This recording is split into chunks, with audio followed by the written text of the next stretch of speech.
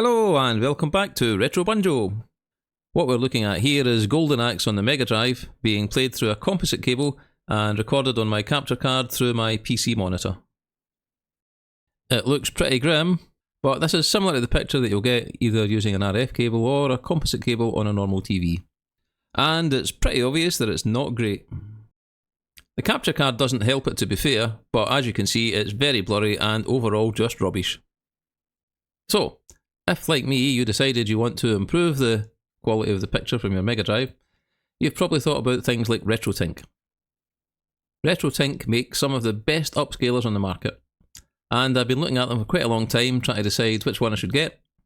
The one I originally wanted was the Retrotink 2X, which takes a SCART cable, and I do have an RGB SCART cable.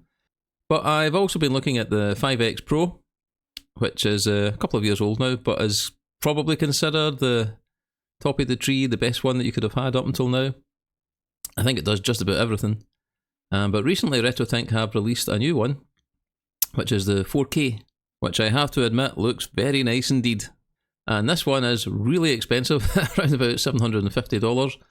But it has all the bells and whistles, and if that's something that you want, then that's definitely worth looking at.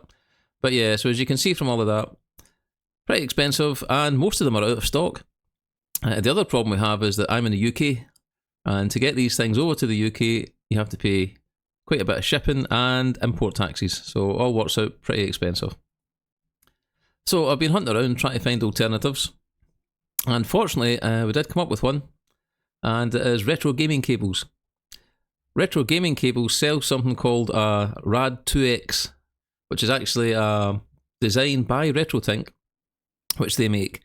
This is a single-use cable in that it only works with the console that you buy it for, unlike some of the other Retrotink devices which can be used for multi-consoles.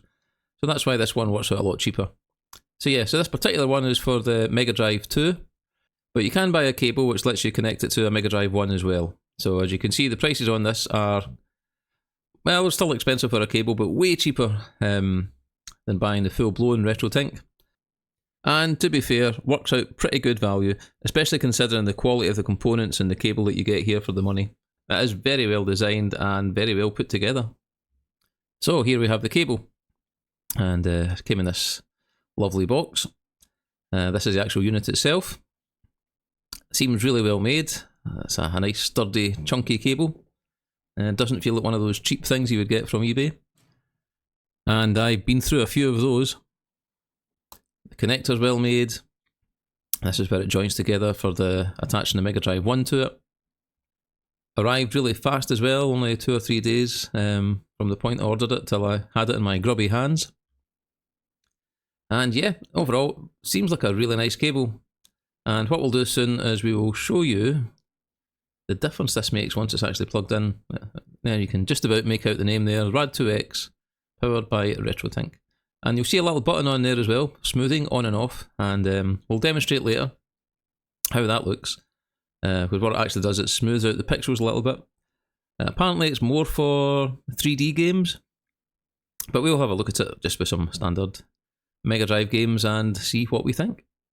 It's worth pointing out at this point as well, I have bought quite a few cables from eBay and Amazon, from different retro game suppliers, and yeah, they've mostly been junk. To be fair, I've spent maybe £5–10 on them, but yeah, you do get what you pay for. And here it is connected up from my Genesis to my capture card. So just to show you a little comparison between the two again, here is my standard yellow and white composite connection. This is going into normally goes through a SCART socket and into the back of my TV or one of my monitors. Currently it's being recorded on the capture card. Yeah, so you can just see how poor this picture quality is. It's soft. It's not very well defined at all. Some of the artifacts here are probably being added to by the capture card. So, but yeah, it looks this bad in real life as well. So yeah, pretty poor. And this is what we all grew up with in the 80s, but I think we just put up with it on our little TVs in our bedrooms with your little RF cable. Yeah, this was as good as you could get in most cases. Anyway, let's see how it looks through the Retrotink. And there we go. Now, That's quite a difference. You have to say, that's a massive difference. That's just unbelievably better. Not only is the picture sharper and better defined, the colours pop. I mean, it's night and day. Since getting this cable, I've tried out, I think, just about every game in my collection just to sort of see, or just to prove to myself how good it actually is, and wow, the difference is incredible. Quality here is as good as the HDMI straight out of the Mega Drive Mini, to be honest. And what a difference from the RF or the standard composite cable. It's just incredible.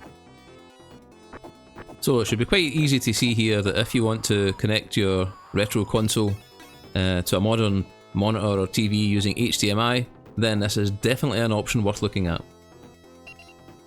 Okay, so let's have a few other comparisons. Let's have a look at Streets of Rage. Now what we're going to do here is look at that smoothing button. So initially this is set with the smoothing turned on, and here it is with the smoothing turned off. And we can do a close-up on that as well, so let's zoom right in. Here it is smoothing on. You'll also see there is a little bit of a shimmering here, and smoothing off. I actually prefer it with smoothing off. It's nice and sharp and crisp, but whichever one you prefer, they both look really good. So going back to the Retrotink website, this is the latest model that they have, the 4K, at $750. And if you read through the specs on this, well, that is pretty impressive, the amount of things it can do. If I had the money, I would absolutely want one of these.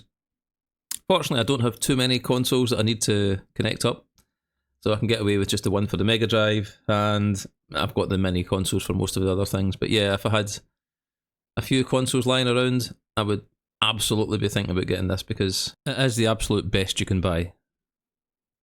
Okay, well, thanks for watching. This was just a quick video to introduce my Retrotink RAD2 cable. So I hope you enjoyed it and found that interesting, and we'll speak to you all again soon. And let's just play this out with a little bit more Gold Max in the background. Hope you enjoy looking at it. Bye bye.